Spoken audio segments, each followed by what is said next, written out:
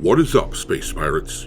This is your Admiral, the blamelessly brutal Dr. Disaster, and PlayStation seems bound and determined to be crowned the shittiest company in the video game industry, which is a hell of an achievement considering that Ubisoft exists. It's especially interesting considering that their prize, if they reach those lofty heights of crappiness, is merely this.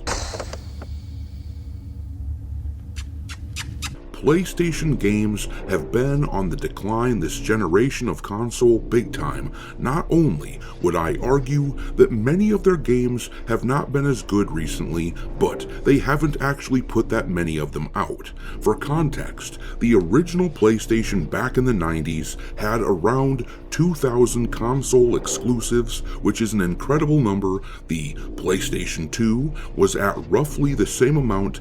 A cursory Google search suggests that it's about 1,800 console exclusives on that console. There was quite a drop for the PS3, but they still managed to get approximately 250 console exclusives on that system. The PS4 is estimated to have around 200 console exclusives. Meanwhile, despite being near the end of its run, the PS5's cupboard is extremely bare. If you count Phantom Blade Zero and Wolverine, which are coming out in the next few weeks, and if you count games like Spider-Man 2 and Helldivers 2, which have PC releases as well as the PS5 releases, then the system has right around 20 console exclusives, leaving many people searching for reasons to even buy the damn system. Where are they?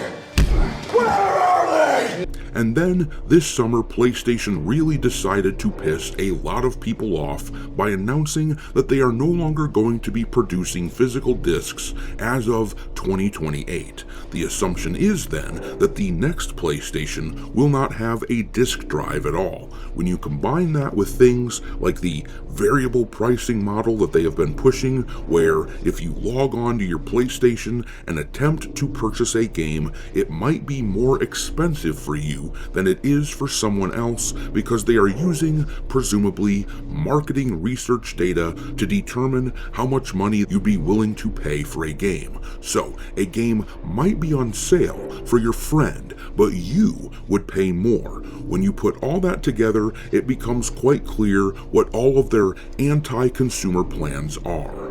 Pardon me, but that's bullshit. Well, PlayStation has just started to take heat over the fact that they sent out a series of emails to customers with new terms and conditions outlined for anything that you spend money on at the PlayStation Store, and you will note that I was quite careful with my words. I did not say anything that you purchase on the PlayStation Store because the new terms and conditions make it quite clear that you don't own a damn thing moving forward when you pay for it on the PlayStation Store. You are only licensing or renting, depending on your point of view, and with that in mind, the blackout or boycott or whatever you want to call it that was scheduled to start yesterday and was originally planned to last only 1 week with regards to PlayStation has now been altered to be indefinite, which seems like common sense now at this point since PlayStation seemingly only exists to shit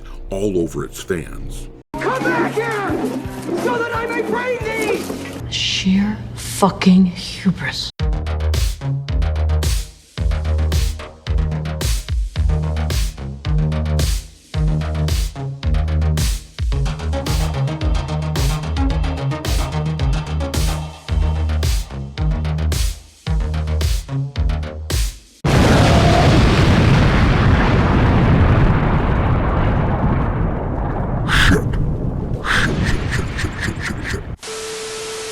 Alright, me hearties, make sure that you smash that like button on this video and subscribe to the channel if you haven't done it already. We just surpassed another subscriber milestone, so most of you probably know what I have to ask next. How many assholes we got on this ship anyhow? Yo! We are currently sitting at 215,000 space pirate a-holes in this scallywag crew, and as is the custom on this channel, with every 1,000 subscribers, I add a new ship to the fleet in order to house the newcomers. This time, one of you suggested that we go with a brute ram ship from the Orc faction of Warhammer 40k, which can be seen over here. If any one of you out there have recommendations for future ships, please drop them into the comment section so I can add them to my long list. Super chats get bumped to the top of my list along with the other super chats, and also I will be dropping an alphabetized list of all the ships already in the fleet into the description of this video for your reference. With all of that said though, I really do appreciate everyone's support, and I will do my best to keep earning your viewership. I knew it. I'm surrounded by assholes. Alrighty then, let's first look at this email that people have been reporting that they have been getting recently from PlayStation. As Tom Warren on X said on his now viral post, Sony emailing everyone about PlayStation terms of use during a backlash over the end of discs and a lack of digital ownership is certainly a choice. The first screenshot that was shown with this post on X, it shows the email that he personally received, and then if you look here, you can see that this screenshot shows a particularly spicy section in the terms and conditions which PlayStation is using these days. It is quite explicit about how they plan to bend everyone over. It says, "The software is licensed to you, not sold. You are granted a limited, non-exclusive, non-transferable, and personal license to play or use the software for your private, non-commercial use on the system or device it was intended for. This license is only effective from the indicated software release date, early access date, or beta release date.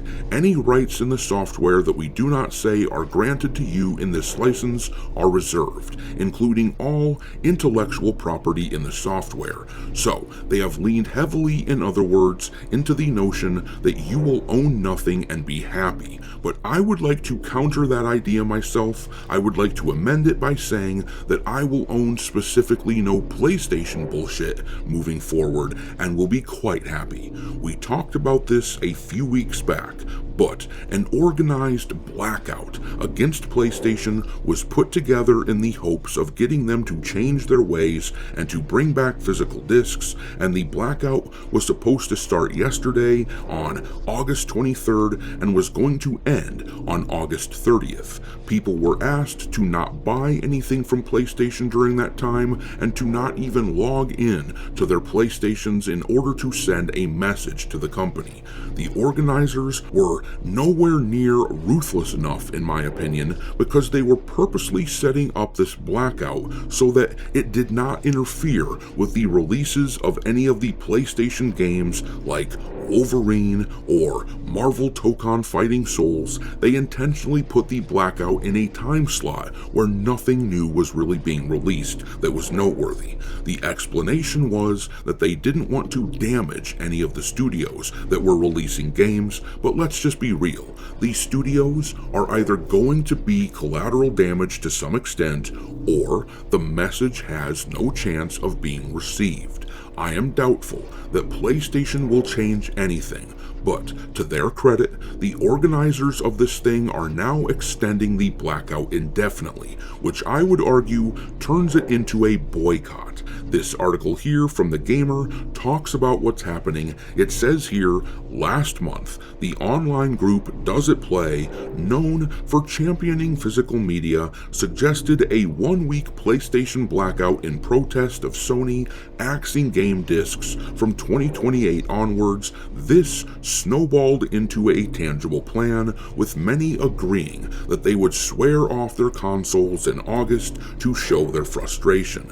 It's well intentioned, but the move was quickly met with scrutiny because of the time limit. After all, a boycott only works if the company fears it will become the norm. It can easily wait out a deadline, especially one as short as 7 days. So, with the PlayStation boycott commencing tomorrow, Does It Play has up updated the terms. Now, instead of lasting a week, it will last until Sony realized their mistake. The PlayStation blackout starts tomorrow. They posted to X, "We want physical games to stay. A digital-only future without ownership and customer protection law is unacceptable. Log off, don't play, don't purchase, cancel subscriptions, become a ghost until Sony realize their mistake.